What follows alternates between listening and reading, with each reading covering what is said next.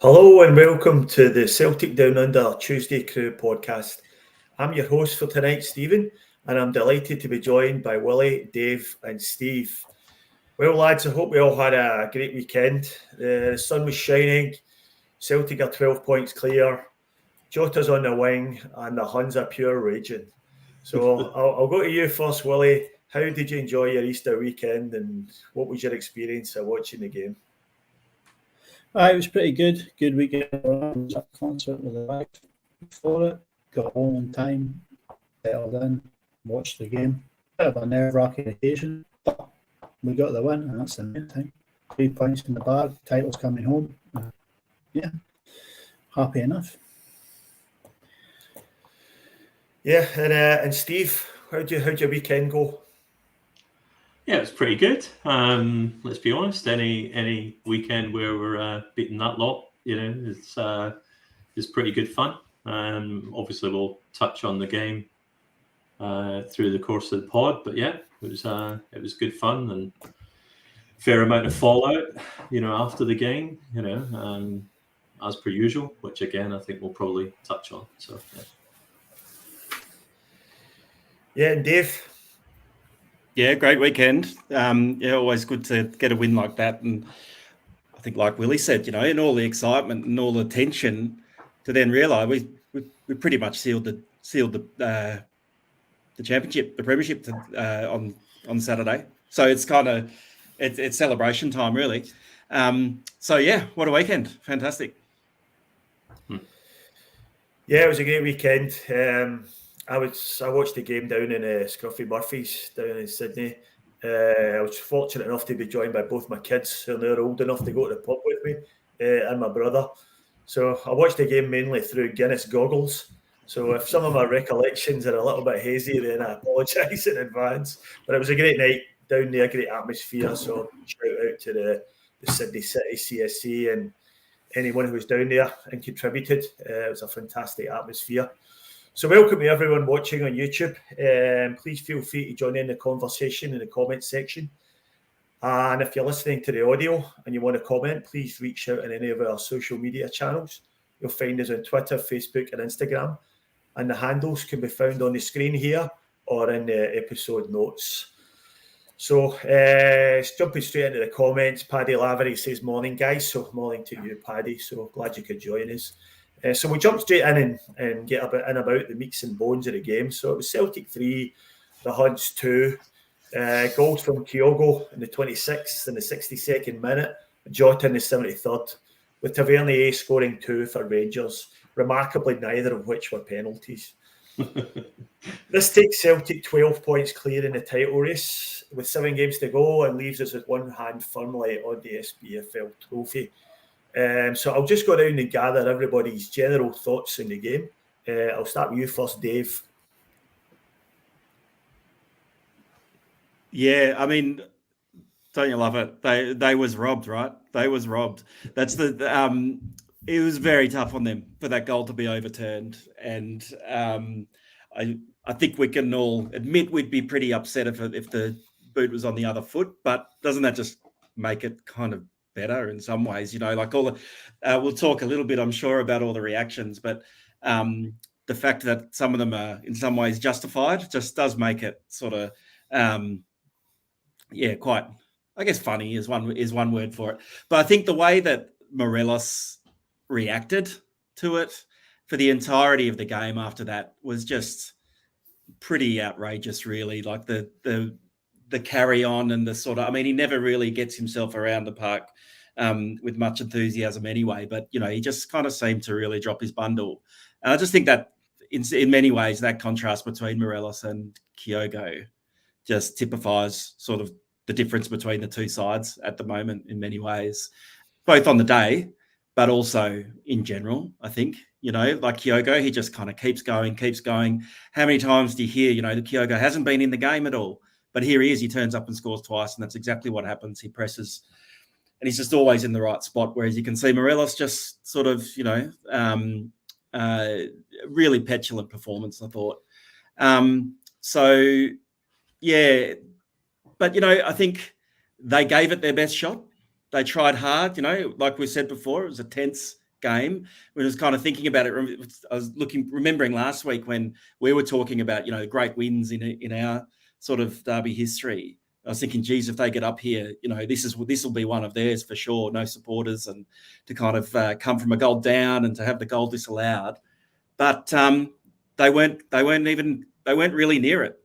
It was tense because they might have got there. They had 2 moments of class from Tavernier, and they had a strategy, a really cynical strategy to kind of drop like a sack of potatoes at the edge of the box and let their dead ball prowess kind of come forward. But yeah, it just must be pretty deflating for them. Like they gave it their shot. That was their best shot, and fell I thought pretty much well short. Just notwithstanding how sort of tense and close the actual result was. Yeah, I mean, as far as Morelos' performance is concerned, I might leave the comment to my daughter Macy, who mentioned to me during the game when she saw him. She says, "My God, Morelos got really fat, didn't he?" And he's getting towards the fattest professional footballer I've ever seen in my life. He's clearly not fit, and it shows with his performance. But I'll go to you next, Willie. General thoughts on the game and how did you see it?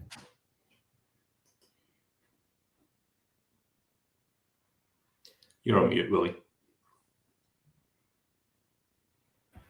Yeah, it was a hard fought win, but I think we were our own worst enemy at times. Like, kept turning over possession quite cheaply in the middle. They put a high press on in the centre of the park and tried to force a play out wide, get Kent and Cantwell going up and down, maybe get Tavernier and Barisic in the overlaps, but they didn't really, in open play, they didn't really offer much, to be honest with you. Malik Tillman was largely anonymous, so was Cantwell. In fact, the only time I seen Cantwell and the two of them was when they were rolling around on the deck looking for free kicks. But as I say, we were sloppy in possession. I thought Moy had a pretty poor first half by his own high standards. But we got the goal. Kyogo just showing his absolute class. That turn and finish for the first was just straight out of the top drawer, right? You know what I mean? Just left the defender standing, looking around him. Where did he go? Ball's in the back of the net. He's running off and scoring. People don't know what's going on around him.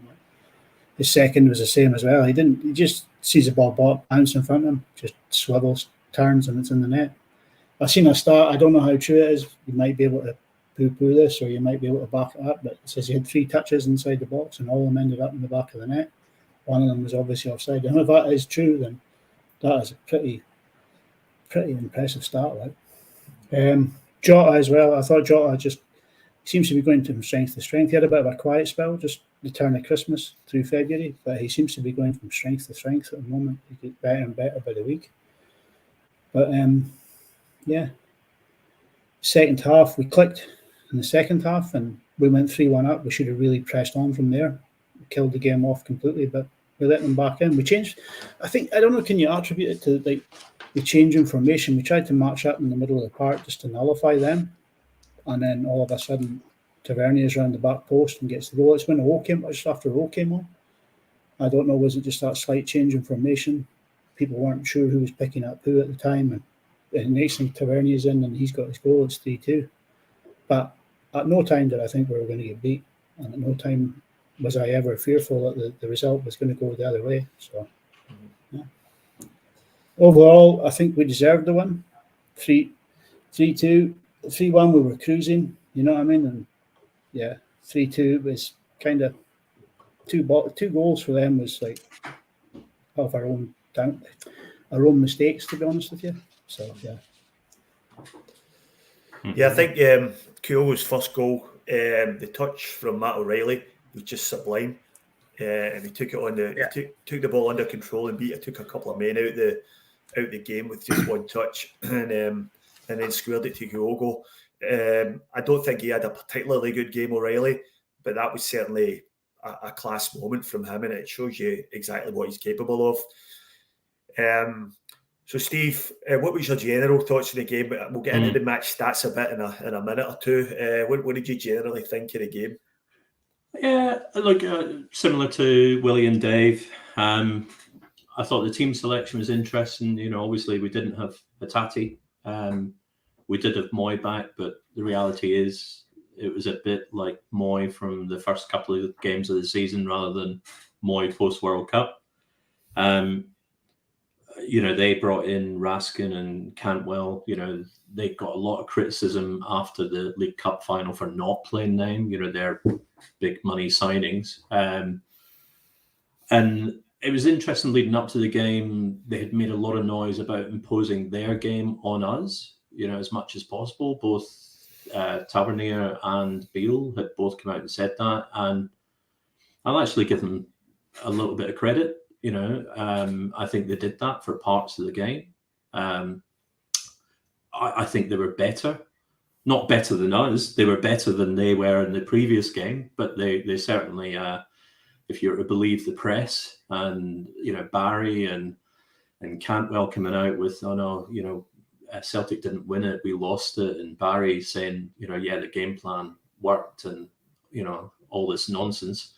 You think, they had stumbled upon this fantastic display. But the reality is, and we'll have a look at it in a minute, outside of set pieces, and we'll talk about how they won those set pieces, they had very little XG, so they had very little concrete chances in front of goal.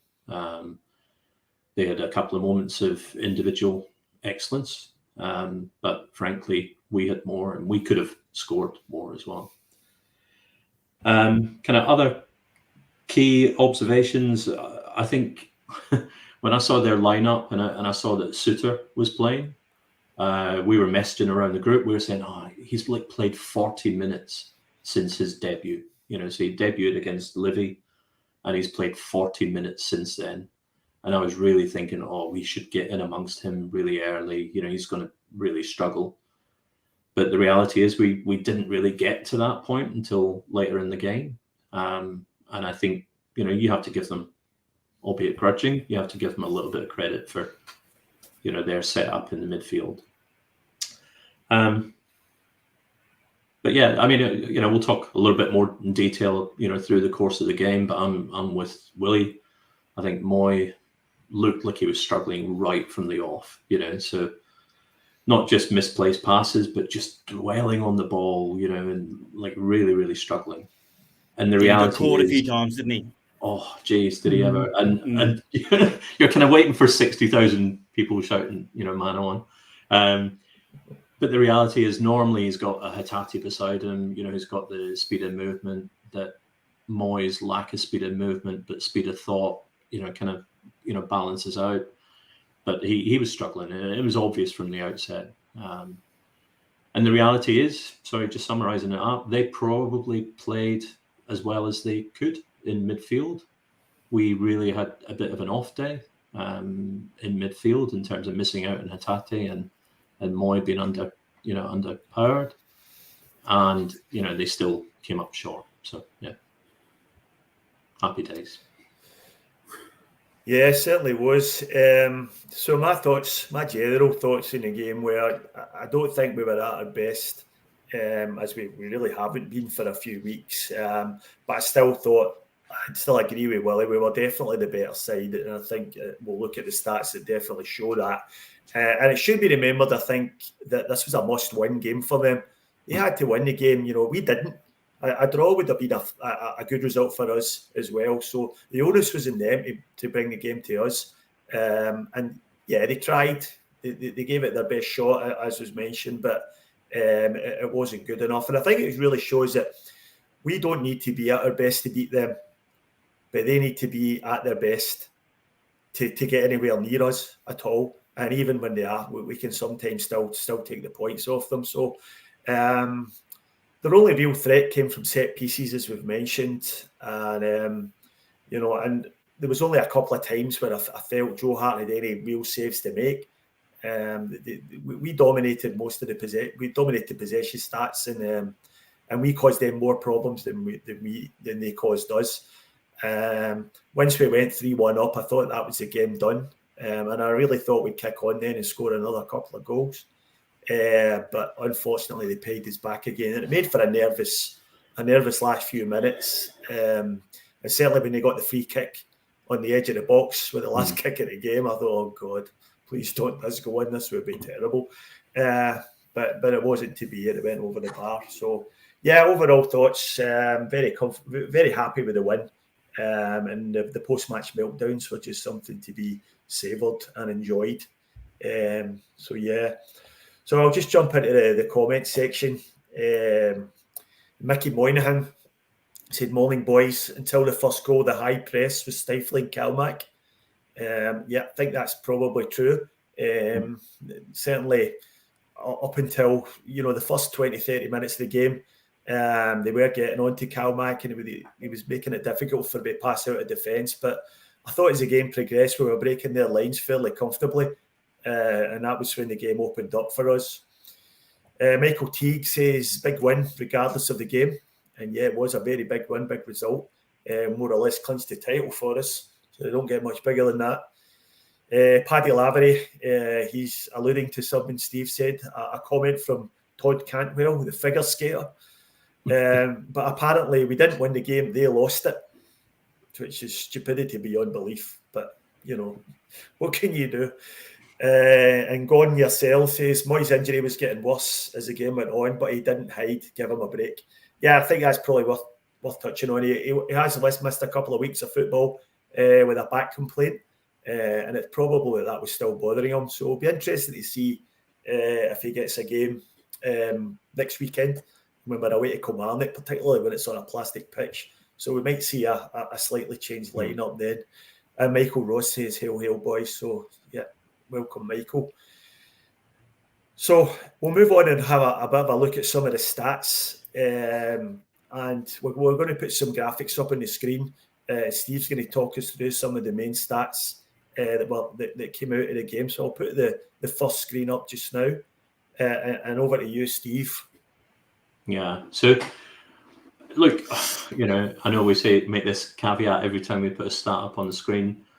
They're not the be all and end all. The eye test is the, probably the factor that we all look to. But when you're trying to maybe dispel some of the myths or some of the post-game reality that the Rangers are trying to put up, I thought it was worthwhile just sharing a few facts and figures. So XG, so expected goal, what you could expect the goal outcome to be, all things being equal.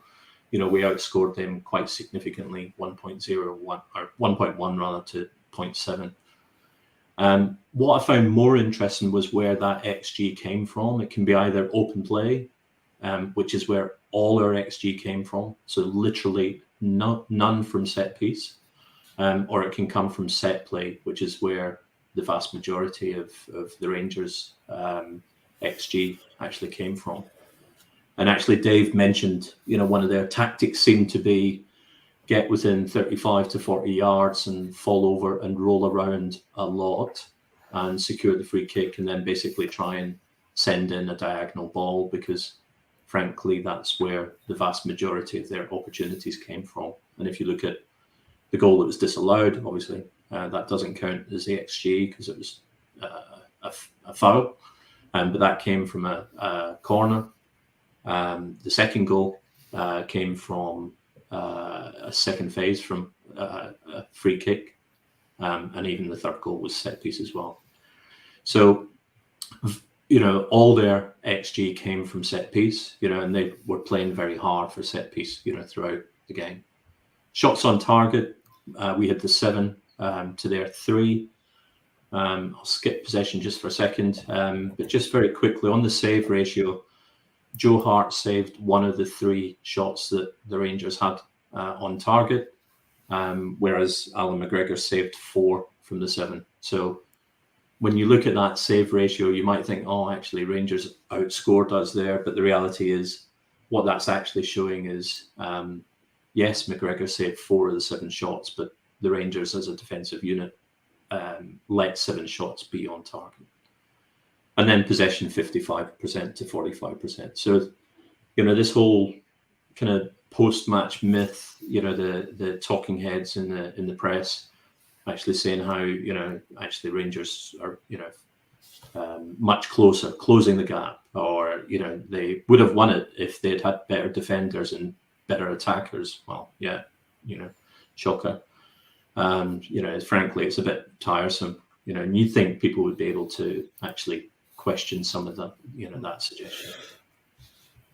So any comments or any of the guys want to mention anything on the stats? We have got another screen with a couple of stats that we'll put up in a minute, but any comments on that, boys? Is that set play something we need to be working on improving, do you think?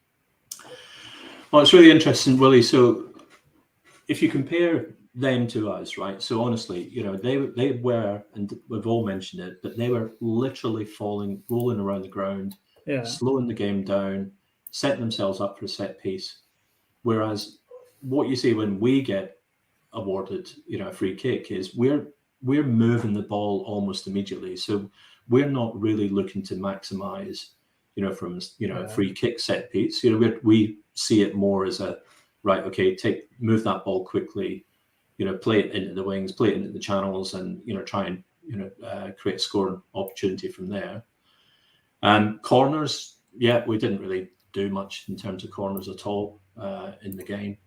You could argue, we could be looking to do a little bit more in terms of corners, but even corners these days, a lot of what I'm just looking to do is actually play it out from the corner and make it almost open play rather than set piece play. So. Yeah. I mean, the chances of scoring from a corner or getting a goal out of a corner are really low. If you look at it in the cold light of daylight. But I look at it like we don't really have a free kick taker, do we? Taverni's hit that free kick, and fair play to the boy, it's a good free kick. Yeah. But we don't really have someone in the team when the ball's just outside the box and he's on it. This is getting in. Like we used to have when Nakamura or Pierre Van Hooydonk for that. Or Juranovic, even Juranovic. Yeah, Juranovic. Yeah. Last couple of seasons, he would have, And just quickly, I've seen a comment, how has XG worked out? So if you take, let's take Jota's goal, the third goal, that's from a really tight angle. You could reasonably expect the goalkeeper to be on the line or close to the line, other defenders, intervene. So that's probably got an expected goal score, quite a low expected goal score. Whereas if you take Tavernier's headed goal, he was unmarked, edge of the 6-yard box, heading towards an open goal. So that would have had a higher expected goal. So penalty, for example, has got an expected goal of 0.79. So it's basically the likelihood of scoring from the opportunity.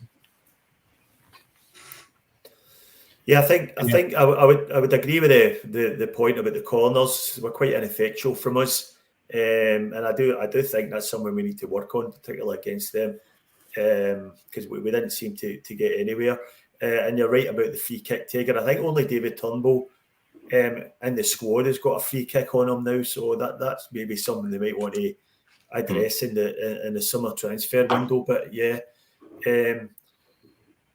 so Gon Yourself in the comments has also mentioned the passing stats of Celtics was 463 passes against Rangers 377, and that sort of just sums up what you were saying, Steve, about us. We're moving the ball on from free kicks.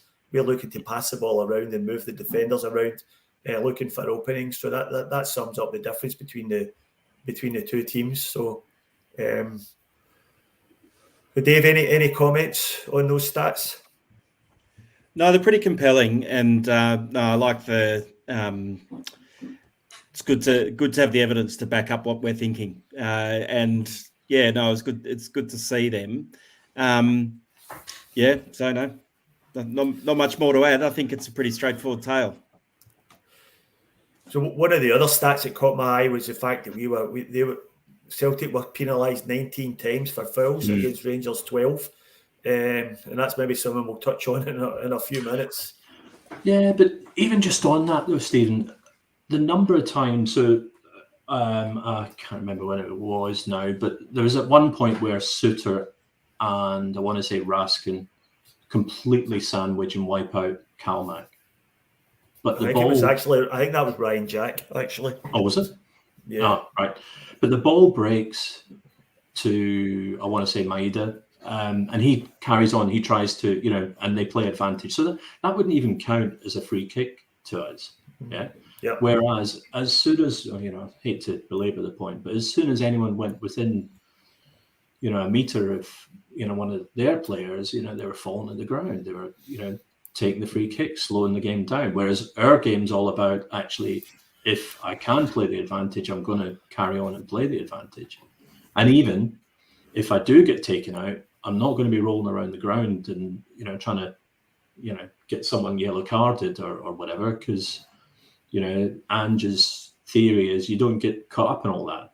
That's distracting. We focus on our game, and our game is about moving the ball fast, and faster than they can, respond to. So we had 4 yellow cards to theirs 2.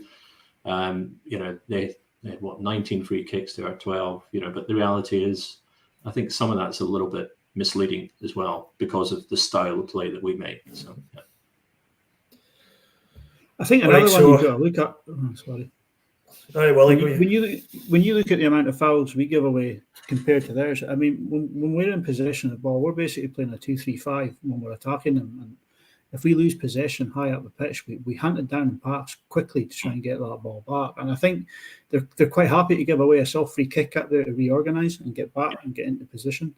So it could be something in that they'll take a soft free kick up the pitch where you're not going to get booked for it. It's just that's a foul, and then all of a sudden you're back in the position of the 4-3-3 and ready to face the ball.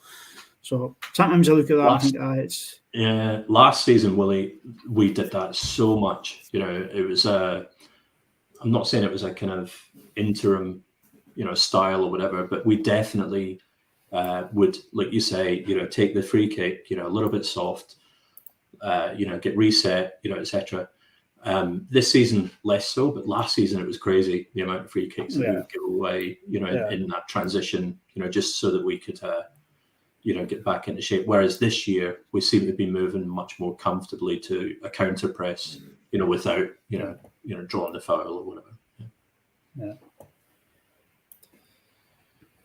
Okay, so before we move on to our next slide, I might just read out some of the comments. And Mahesh has mentioned Rangers would have seen the data which suggests Celtic are vulnerable against Morelos in the 6-yard box this season. Morelos has been on the end of 4 or 5 opportunities. So that's probably true. And I think that's something we have to work on. Definitely, Morelos, for all we laugh at him and we'll laugh at his size and shape and all this. He is quite ineffective at what he does. And he does cause us problems. So I think that's probably Ange will be working on before we play them in the Cup semi-final. Michael Ross is saying any 274.5% of stats are made up. So there you go. Gonya says corner Celtic 4, Rangers 3. Mahesh says Celtic have a vulnerability at the far post against Rangers this season. Yeah, I think it's something worth mentioning, how Tavernier got round the back completely unmarked. As Willie mentioned, it was quite soon after substitution. So whether the change of formation contributed to that, I wouldn't blame Alistair Johnson for that because he was tucked in as the right back should be in that situation.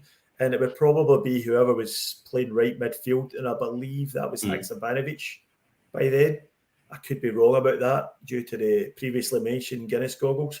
But it was certainly, I would expected the right midfielder to track that run back. But it's something that we can look to the training ground to solve. It was kind of interesting though, because CCV was marking Suter, Johnson was marking Morelos. Tavernier didn't even really run in. He took the corner. The ball broke out. It was a second phase from the corner, and he was basically just wandered in from the corner flag.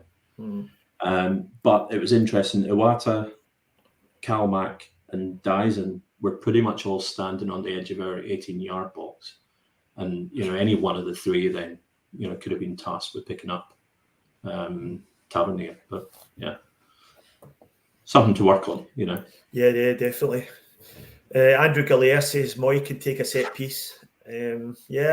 Probably, but I haven't seen too much evidence of that this season. Maybe we can look out for that in the games to come. Gone Yourself says offside, Celtic 5, Rangers 3. Just summing up how much more we were attacking them than they were us. Andrew Galea says they won a few headers in the box. That generates an XG, from set pieces, which is why their set piece XG was higher than ours. Going yourself says that's why we got 4 yellow cards and they got 2. Mahesh, Celtic midfield 21 passes into final third without Hatate. Rangers 11, even with the new recruits of Cantwell and Raskin. Rangers still outgunned in midfield. And yeah, that's true. I think we've mentioned that already. Cantwell and Raskin were brought in as guys who are meant to match up to us in midfield in terms of quality, but they certainly didn't. And despite what they're bleating about after the game, we overran them in midfield yet again. Dermot, Celtic Rabbit Hole, say they didn't like the graphic being up too long because he prefers to see our handsome faces, or words to that effect. I don't think that's what he said at all, actually. I'm paraphrasing there. Got yourself says shots on target, Celtic 7, Rangers 3. Yep. Mickey Moynihan says Moyes' NFL tackle was great. Yeah, it was, but it should be mentioned, I thought he was fouled before that. And I think he just assumed he was going to get awarded the foul and didn't. So, yeah, he just grabbed the guy on his way down. But I don't know if anyone else spotted it, but there was 2 or 3 times where Rangers players, shock horror, got some kind of contact made on them, fell over and just grabbed the ball. Before even the referee could say, a free kick. And it might well have been a free kick, I don't really know. But I was kind of like, really? So I thought Moy was just ankle tapping, thinking he was, he didn't want Morelos running too far, because he struggles when he runs these days. So he's probably just trying to do him a favour, Yeah, Pete McGee says, is that why Morelos has only scored like 3 times in 22 appearances against us? Yeah, that's very true. We said he caused us some problems. We didn't say his goal scoring record was any good. It's certainly not. It's pretty appalling when you look at it like that. No, but he did have that other chance, and it wouldn't even count as a shot on target.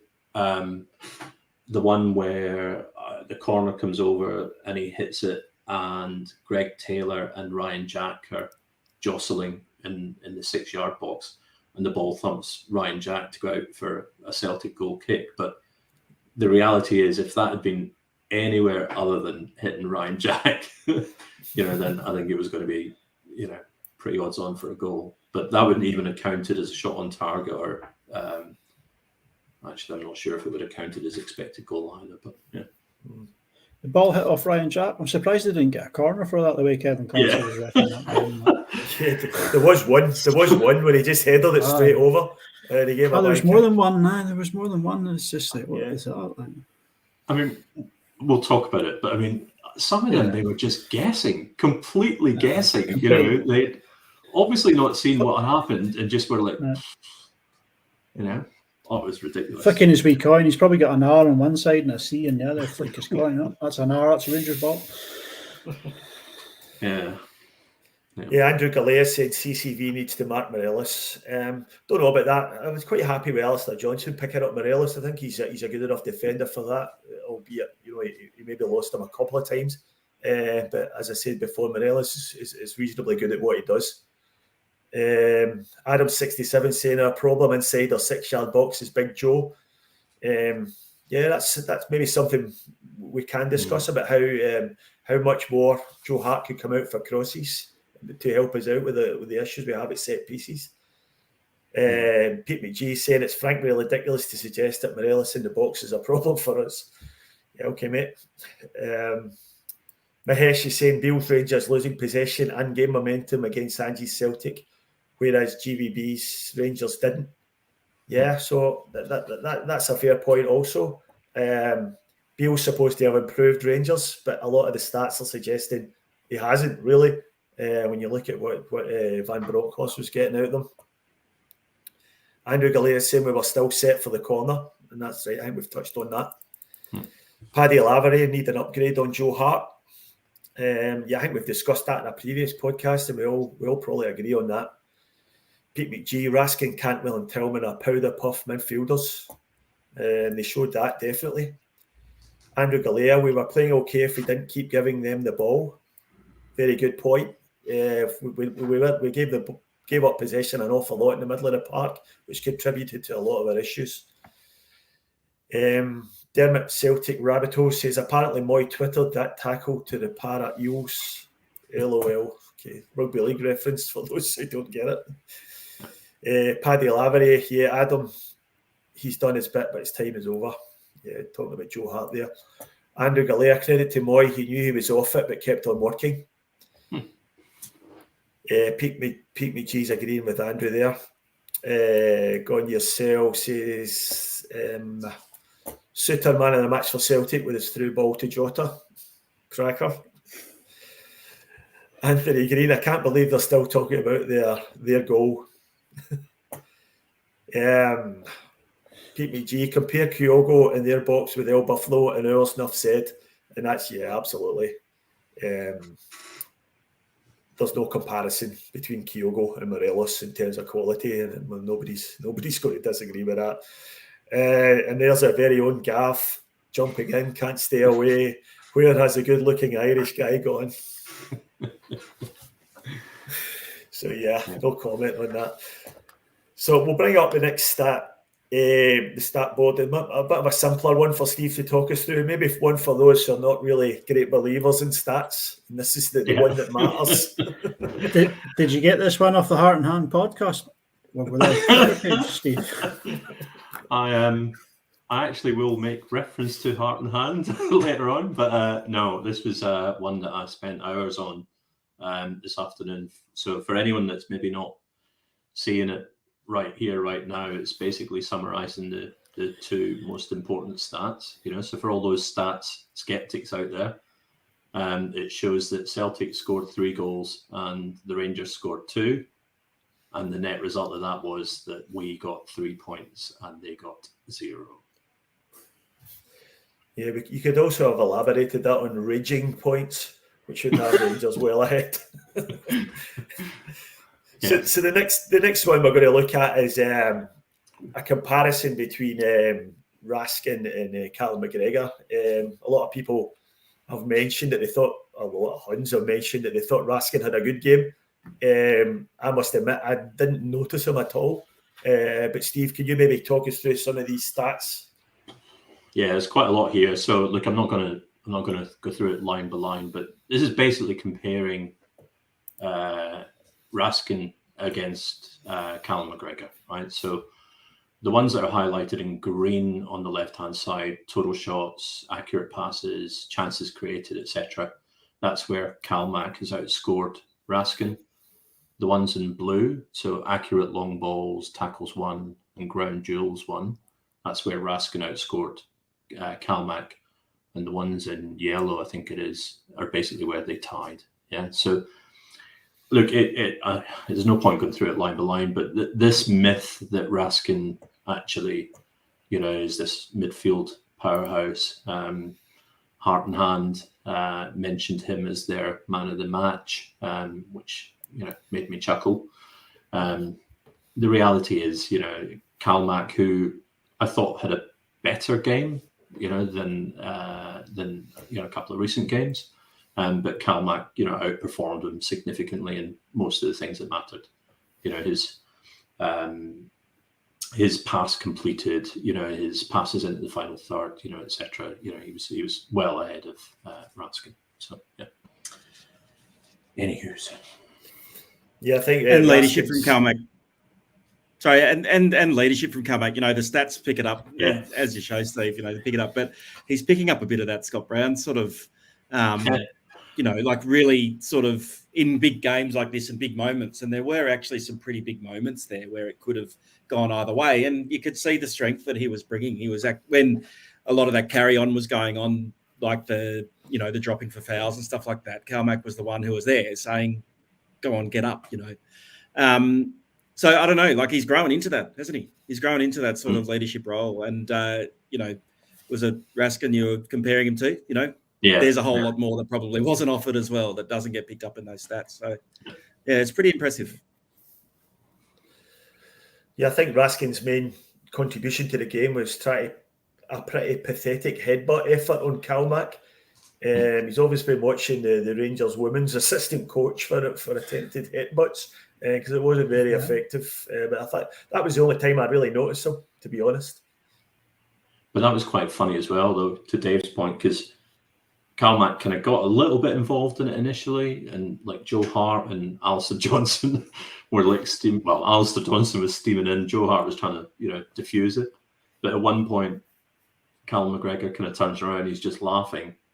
And do you know what? It really reminded me of Scott Brown. It really reminded me of, that kind of sneering disdain for, those idiots, But yeah, that was my takeaway from that situation.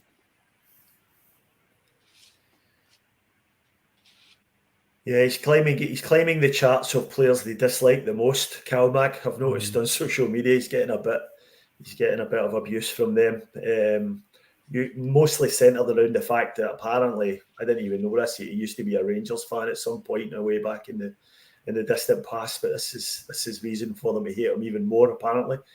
And most of the comments I've seen from their social media sites is they're looking for someone to injure him in some way, or to go right through him, or to clatter him or something like that. But that just sort of sums them up really. Yeah. So just go back to the comments again. Mickey Moynihan likes that stat, the one about the points and the goals. Mahesh is telling us Beale made a tactical mistake not starting Sakala. Tillman and Sakala had some success putting transition pressure on Taylor and Starfelt in the cup. And I did notice Sakala. They did miss Sakala. He seems to be the one player that they have that gives us the most problems anytime we've played them this season. I don't think he's a great player, but there's just something about him in games against us where he seems to get a lot of joy. He's got that pace, and he's got that really quick turn of pace, like where he can just get ahead of you, just through sheer what he has in his legs, like, you know what I mean? Yeah. Pete McGee says, apart from the obvious thing of enjoying our play and our dominance this season, I'm almost enjoying their pain just as much. Yeah, I think we all are. Dermot Celtic Rabbit Hole says Kyogo has scored 5 goals against him in 2 years. The big man, Morelos, I assume, has scored 3 against us in 8 or 9 years. And it's actually 5 goals. 5 goals in 97 days for Kyogo. So, which is an excellent return, and really puts him. We've seen this conversation about the best striker since Larson, and I think Kyogo's definitely in that conversation now, for sure. I think we had that on our original podcast, and I sort of said, yeah, he is, and he's answering that question himself now, isn't he? You know what I mean? Yeah. Are you the best since Larson? Yes, I am. Yeah. And Craigie White, yeah, we quite clearly do our talking on the park. Yeah, unlike them, who've started again after the game finished, doing plenty of mouth. Andrew Galea, they didn't have a dominant player. We kept giving him the ball. We won't do that again. Bring on the semi. Yeah, let's hope we don't give the ball away as much. Adam 67, sorry guys, should have introduced myself as first time here. I really enjoyed watching you guys. If you want a laugh listening to Rangers radio, there's not a brain cell between the hosts and the callers, which I can well imagine. I've only seen clips of Rangers radio, but I can imagine. I take a wild guess at the amount of brain cells on display there. Mickey Moynihan, expected headbutts Rangers 1.0. Mahesh Raja, looking at Raskin and Cantwell's data, pre-Rangers suggest they weren't going to be the attacking threats Rangers were hoping for. Much easier to deal with Cantwell rather than Sakala in transition. And yeah, Cantwell was pretty much anonymous, to be honest. Sevco's pain is becoming twisted like a syphilis victim's rotting brain, says Michael Roche. Yeah. I'll bow to your greater knowledge on syphilis victims, Michael. Got yourself says I would gladly have AJ working on the doors with me when things got hectic. Yeah, he has got a bit of a doorman vibe about him. Yeah. Adam 67 says, what a fine Johnson is. Ange has replaced Juranovic with a far better player and half the price. We touched on that last week, I think. Yep, definitely an upgrade on Juranovic. Andrew Galea, Kyogo will be here for a couple more seasons yet. And let's hope so. I get the feeling Kyogo's not in any hurry to go anywhere. So I hope we'll see him for a while. So with that, I'll probably go around and I'm going to ask you guys to just give us all a laugh and pick out your funniest moment from the game or the aftermatch or any of the social media stuff. Because, the banter years are well and truly back. So, Willie, give us your funniest moment. Funniest moment is watching Alan McGregor when your man Suter gave him the short back pass. It's just, you see that meme on the internet when you hear the music scratching and the voiceover goes like, yeah, that's me. You're probably wondering how I ended up in this situation. And you've got like Teenage Wasteland playing in the background. I just thought, oh, look at this guy, man. Honestly, I've seen my kids move faster when I asked them to put their shoes on than he was moving there. It was just like, oh my God, this is painful. Like, I just think when he's looking down at Jota about to strike, he's probably thinking to himself, that's it. I'm going to get my bus pass at the end of the season, and that's me. I'm away off to the retirement yard. Like, it's over from. I think that's it. That's his last. The last you'll see him is this season. Like, he can't carry on again next year. If he does, then happy days for us. Like, yeah. There was another TikTok the Simon and Garfunkel, The Sounds of Silence. So it was "Hello Darkness, My Old Friend," and it slowly zoomed in on his face. Brilliant, isn't it? It was brilliant, yeah. So yeah, Dave, what was your funniest moment from the game or the aftermath? Oh, a couple of funny moments from our guys, actually. I think Kyogo giving it the old rev up every 5 minutes. And the crowd was absolutely roaring, and then Kyogo's there giving it the big double hands up, going, "Come on!" I could just imagine the crowd going like, "How loud do you want us to get, Kyogo?" Just kind of. But he was clearly enjoying himself and pretty excited. And then the other one was Jota and the sort of the power salute celebration that he did, which I think it was clearly a premeditated celebration. That if I score, I'm going to do the power salute. But I think there's a little moment where he's like, he scores from a mishit back pass, and he's like, "Do I want to waste my power salute in this one?" And he kind of goes, "Screw it, I'll do it." And so he's kind of there in this moment of joy with this kind of complete serious look on his face, and I can detect a little smirk on him there as well. It's funny because his other one big celebration was were we 5 down against Real Madrid, and he kind of hits that incredible free kick, and that's his biggest celebration. You can see he's like, this isn't really the time to celebrate, but God damn it, I just scored at Real Madrid, so I'm going to go for it. But in terms of funny stuff, it's not very funny for them at all. And I guess I'm just trying not to laugh too much at someone while they're down, because as we know, things can turn around quickly. And we were at a lower ebb than them just a couple of years ago, and we were just really one really good decision, and then a whole range of other good decisions after that away from turning it around. So I'll try and keep it to a minimum, but there's plenty of material, as I'm sure you'll point out. Yeah. And Steve, comedy moment of the day.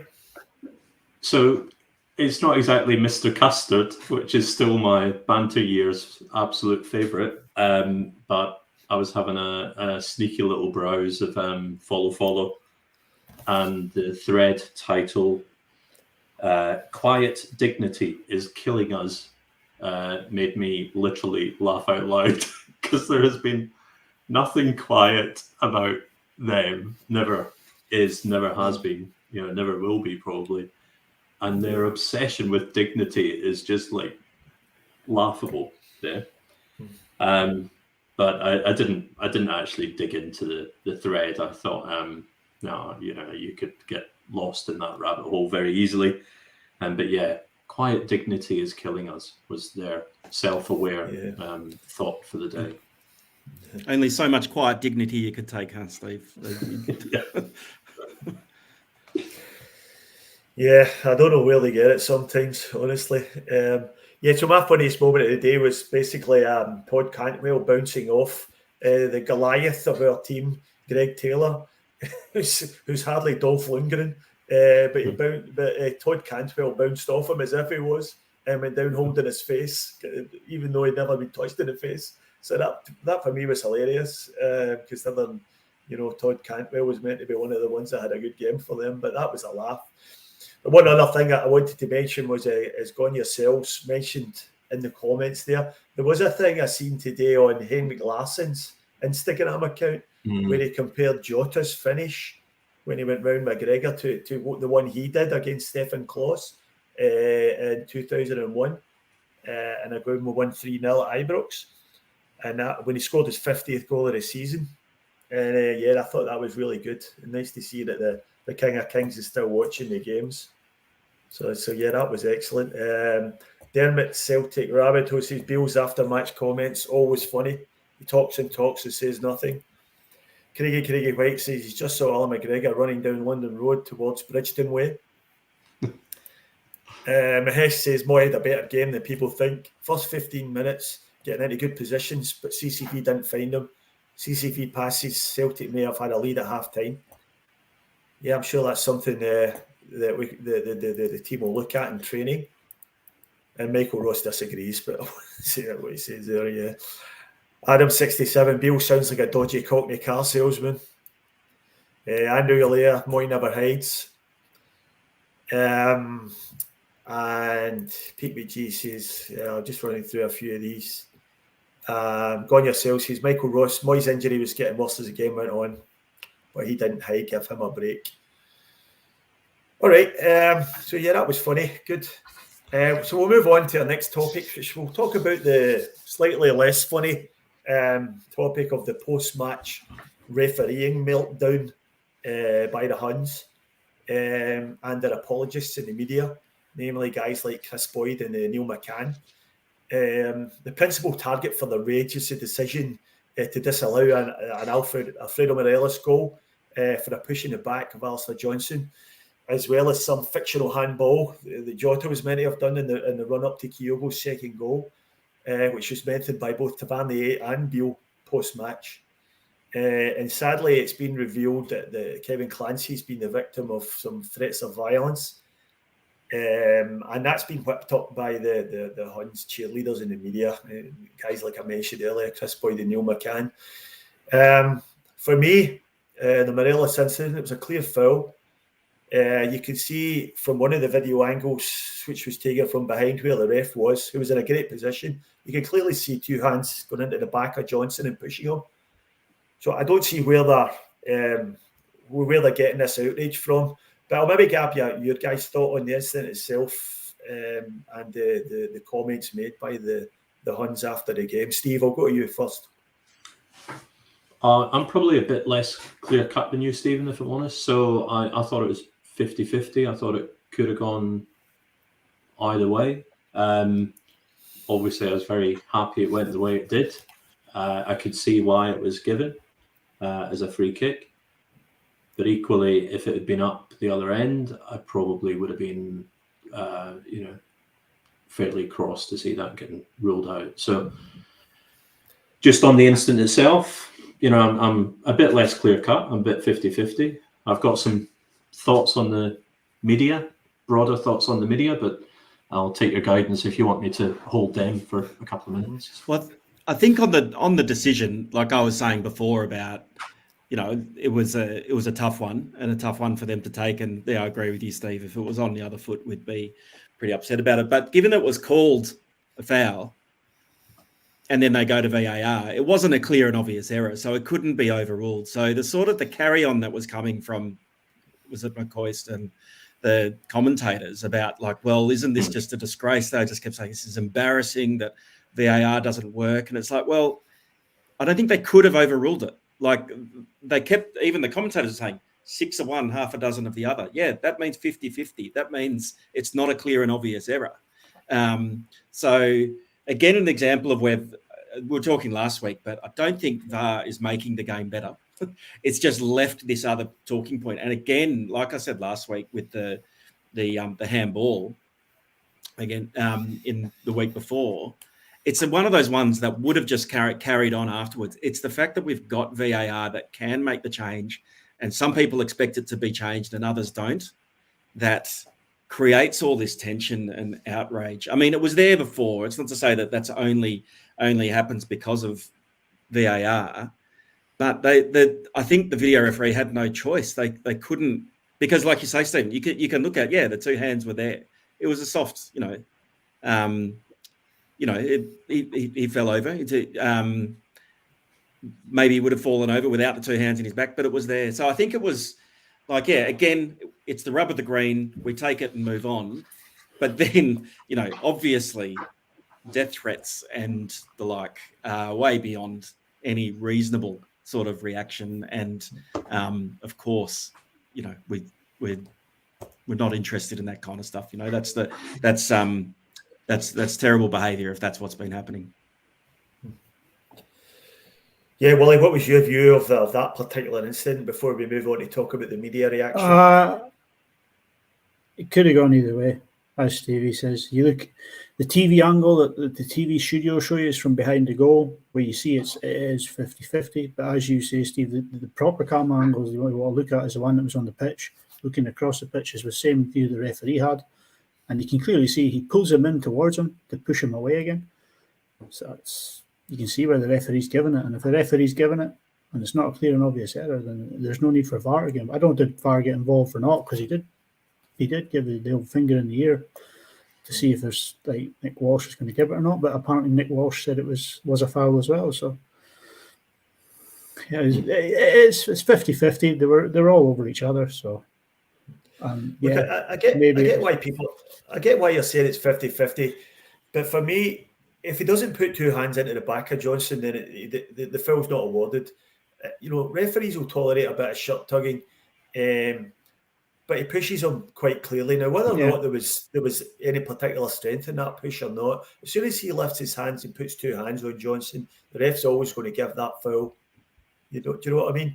And I just don't see. And that's where there's a responsibility of the commentators to not rile it up at that point and to go on about how embarrassing it is. That is because if it's not for that, people can react and think, oh, maybe, but like it just feeds into a narrative that then got out of control after that. So I think there's a lot of responsibility that goes on to the commentators at that point. And they're even saying, we're biased. Yeah, I think we should talk about that. But just going back to Stephen's point, Rangers benefited from a really similar situation like the first week of the season, where I think Connor Golson, got some push in the back and, Livy had a goal ruled out, so it swings and roundabouts, right? And at the end of the day, I know if it's my team that I feel, we've been disadvantaged unfairly, fine, I get all het up and, probably, have a bad Monday morning or whatever, but, writing letters to the SFA and demanding an apology when the response is actually we got the decision right. And we'll touch on this in a moment, the media whipping up this frenzy, and that's the mainstream media before you get into the, the fan media, which, frankly is a bit more extreme. It's just crazy. If you look at it, though, we've been telling you since VAR came in, when we're saying that the referees aren't good enough, they're not qualified enough to handle this system at all. And then 2/3 of the way through the season, Rangers get their first VAR decision that goes against them in a big game, and all hell's broken loose. You know what I mean? We've been pointing this out for months, and then a couple of weeks ago on the podcast, a few decisions went against other teams. They put their hands up in the air and going, hang on a second here, what's going on with this VAR? Is it VAR that's not working? Is it the referees that's not working? And like I say, we're just about to hit the split, and Rangers get their first decision against them, and it's a war zone now, And the other interesting thing for me was the way they really personalised it against Kevin Clancy, right? So the reality is when they were criticising the referee, it was all about Kevin Clancy, emphasis on the Kevin, yeah? But then when they said, and the VAR, didn't overrule it or whatever, that was anonymised to the VAR, They didn't actually go to the ball. They were saying it was Nick Walsh in the VAR. And that kind of, I don't know, the distinction, it's a pretty messy business, really. Why, call out Kevin Clancy in that way and ignore the fact that it was Nick Walsh that actually said he didn't see anything to overrule. It seems really double standard, but yeah. Well, we know the answer. We know the answer to that, Stephen. I'm just going to come right out and say it here. Let's be clear. The reason is because Kevin Clancy's a Catholic, and it's the same reason the other referee they have a problem with is Willie Collum, who's also a Catholic, and he's the one that gets mentioned in their social media all the time. And the fact of the matter is that they're not comfortable with Catholics refereeing their game unless they're towing the company line and giving them every decision, which, to be honest, Kevin Clancy normally does. And even in that game, the vast majority of the 50-50s went in Rangers' favour. So this is what we were touching on last week when we were talking about the refs are going to take the path of least resistance. And this is what happens to a ref like Kevin Clancy if he gives, let's face it, a fairly minor decision in the context of a 90 minutes game of football. He's now suffering death threats and he's been pilloried on social media. And it's because he's a Catholic. Let's be honest about this. And this is what I think it's absolutely disgusting.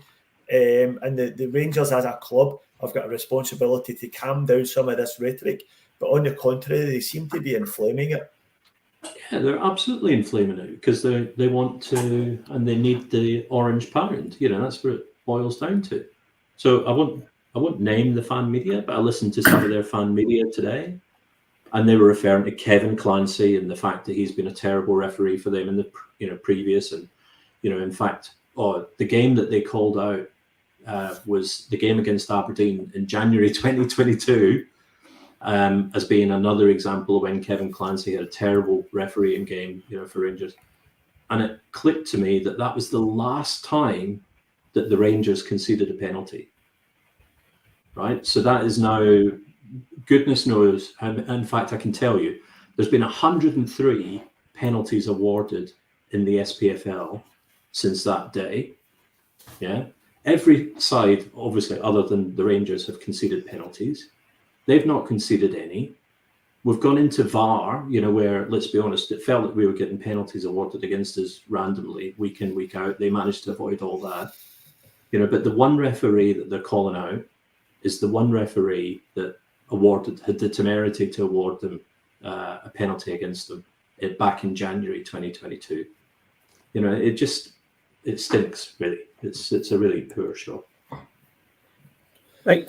He's as inconsistent with them refereeing their games as he is with us. I mean, if you look at the stats of yellow cards, red cards, penalties he gives out, he actually gives them more penalties than he gives us, but the yellow cards and red cards are around about the same sort of level. That guy, I'd be surprised if he comes back next season for another round, because death threats against him and his family, his workplace has been posted online, his house has been posted online. If that was me, I'd be like, I'm out. I don't want this. Like, this isn't worth it. Like, you know what I mean? And that's just, there's a guy he's got the cojones to come out there every week and give it another shot. He's not the best referee in the world, but he comes out there and gives it another shot every time. He's got that sort of temerity about him, but I'd be surprised if he comes back again next season, like, to be honest with you. And that's horrible. You just cost a guy something that he does for out of passion, whether it's passion for the game, like, or what. You've just cost a guy his job, but they don't care about that, like. But it's horrible to see, like. Yeah, the media, to me, though, I mean, the in-game commentary, Crocker and McCoy's really talking up the Rangers and, this is a real competition. And do you know what? I actually kind of get that, because they're trying to promote a product in Scottish football. Not that you. And Ali McCoist can't pretend to not be Ali McCoist. Yeah, and it's obvious who he is. Yeah. I've got no real issues with Alan McCoist being a Rangers fan. At the end of the day, he is what he is. Yeah. But fine, talk it up. Talk it up evenly. Be a bit more.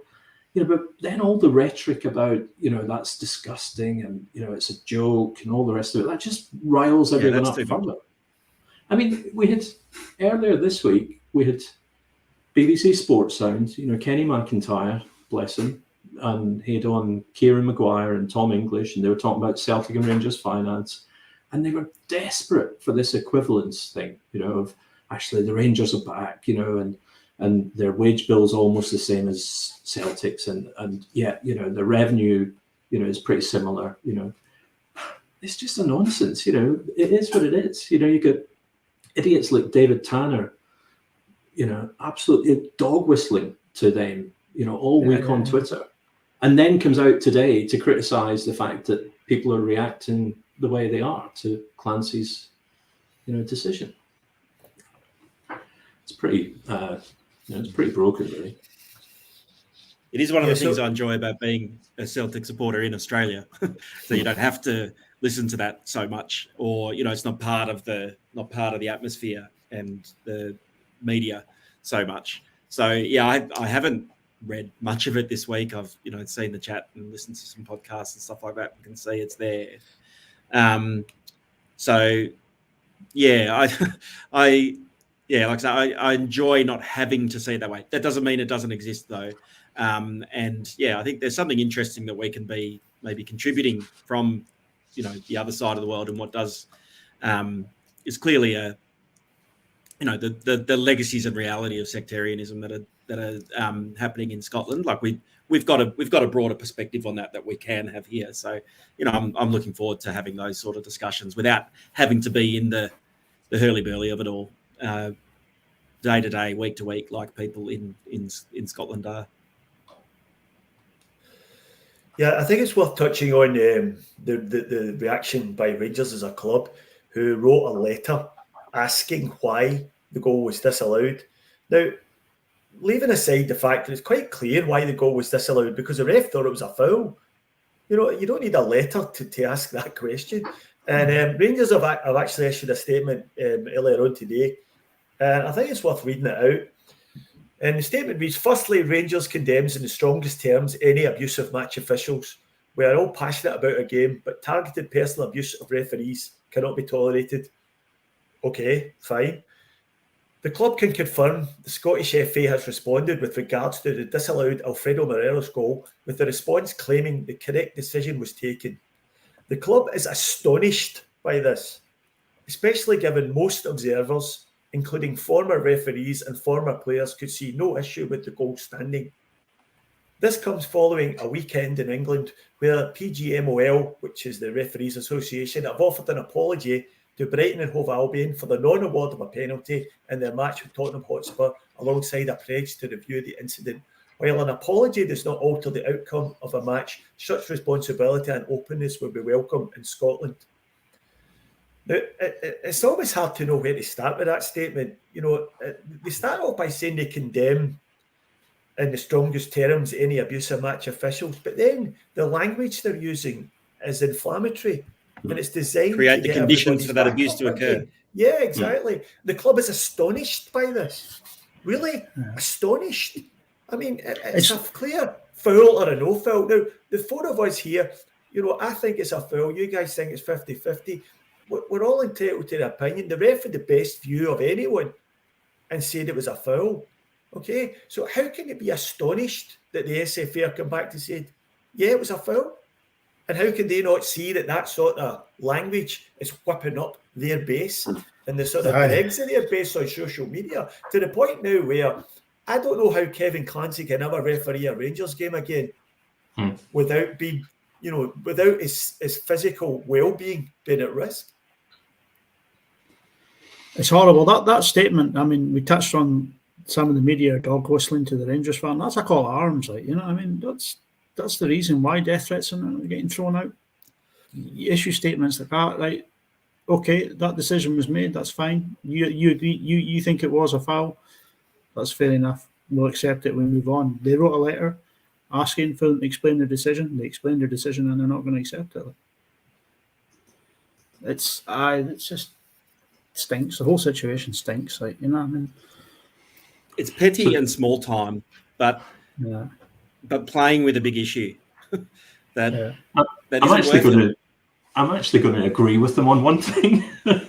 So that I'm looking for the statement, but I can't actually find it amongst the 50,000 other statements that they've issued over the last year or so.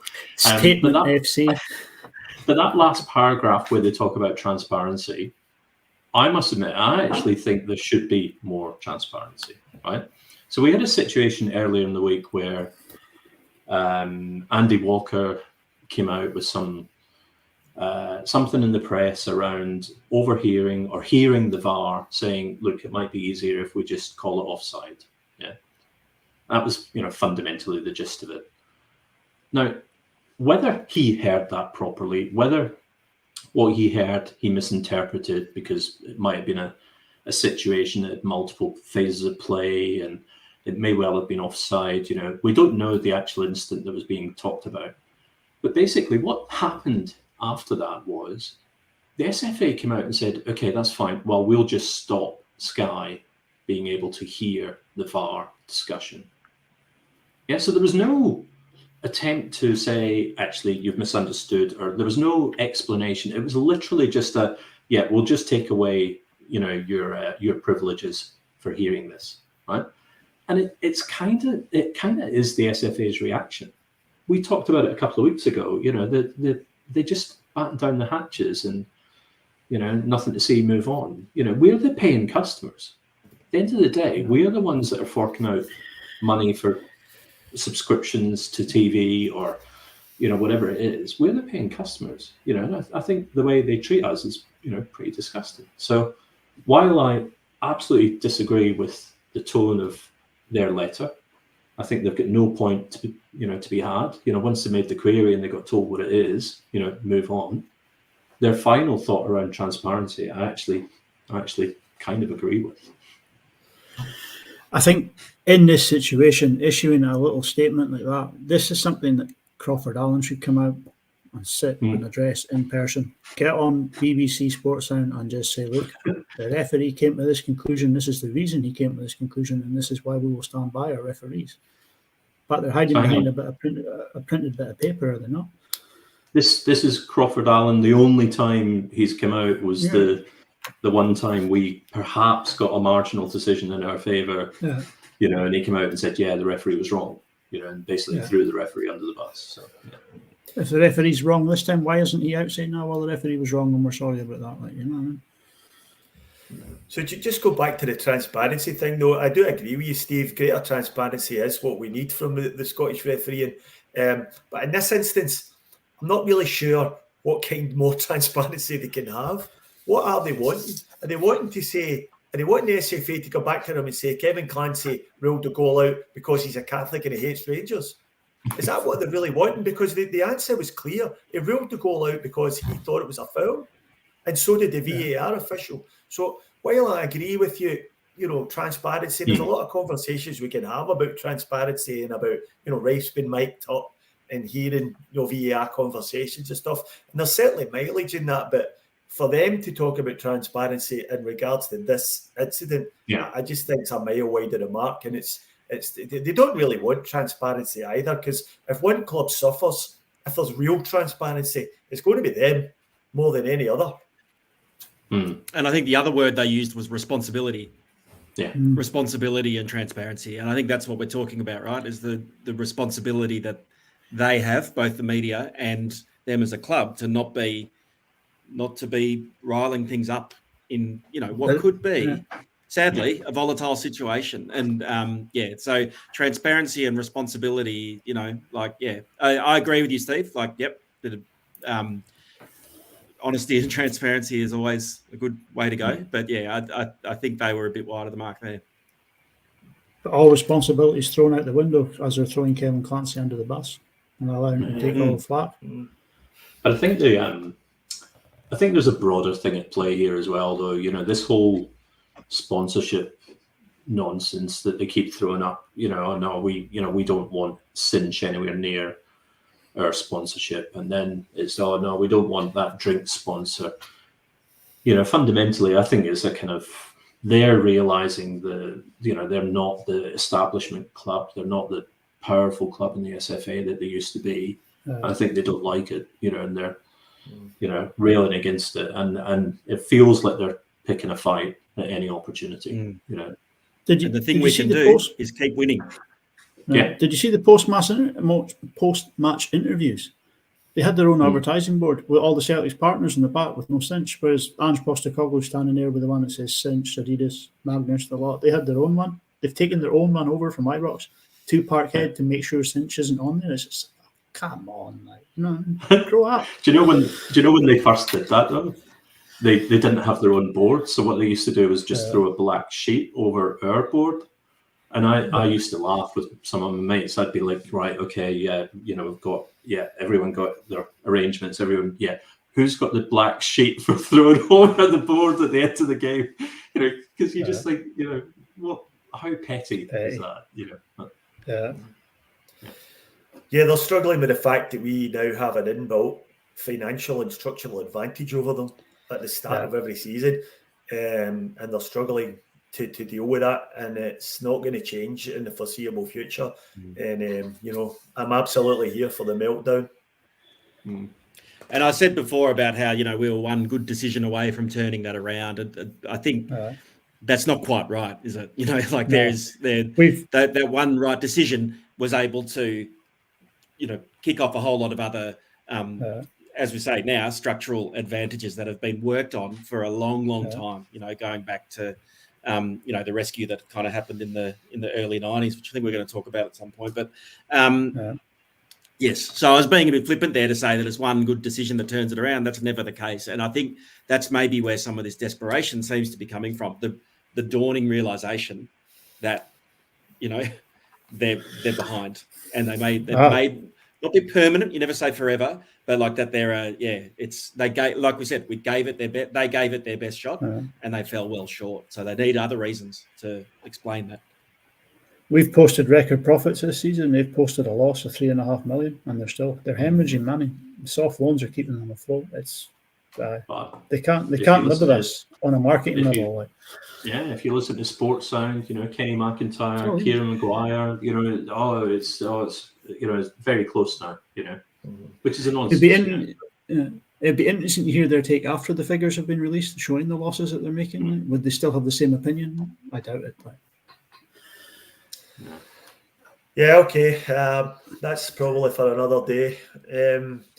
We have run over time. We're going to have to put off a couple of the other things we were going to talk about this week.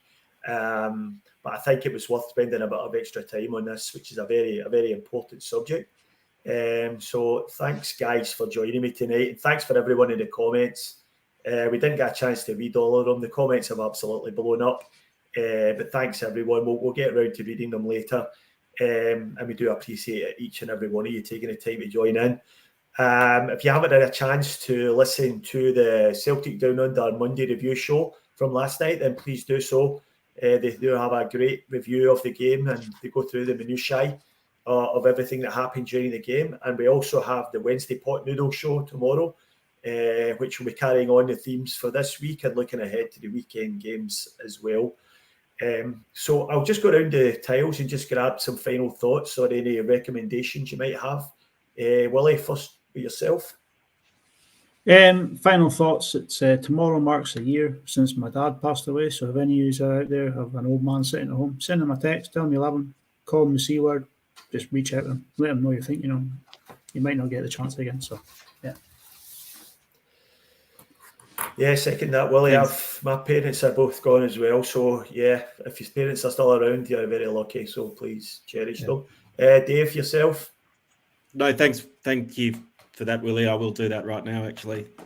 I just look forward to a big week on the training track with Ange working with Cal Mack on his accurate long balls to make sure he doesn't drop that statistic 2 weeks in a row. But recommendations, I think a lot of people watching this, but God, it's amazing. But Succession is quite an extraordinary television show and still reeling from yesterday's episode. So yeah, go and check it out if you can. No spoilers. No spoilers. Yeah. Steve, yourself, mate. So we're off to see Paolo Dottini tomorrow in Sydney. So many of the listeners and viewers will be familiar with Paolo's work. So really looking forward to that. We're all going as a family, or we're almost all going as a family. So it should be good fun. Looking forward to that, and I'll report in future pods. Yeah, I saw Paolo Nutini a few years back in the Inmore Theatre. It was excellent. You'll have a great night there. It was actually, I was sitting a few rows behind Paul McStay at that gig, and Paolo Nutini actually mentioned that his hero, Paul McStay, was in the audience. So he's a very, very good Celtic fan, Paolo Nutini. So my recommendation is if you haven't had a chance to catch the Louis Capaldi documentary on Netflix, please do that. It's very good. Another Celtic fan. So it's a very good journey through Louis' musical career and how he's dealt with all sorts of anxieties and mental illnesses and then come out the other side. So if you get a chance to watch that, please do. I'd also like to apologise to anyone who's been near me this week. The Jota on the Wing song is now firmly engraved in my brain, and I can't stop singing it. So I don't see that being cured anytime soon. So apologies in advance. So we'll call it a night of that. And thank you very much for joining us. And then hail, hail. All right. Hail, hail. Cheers, everyone.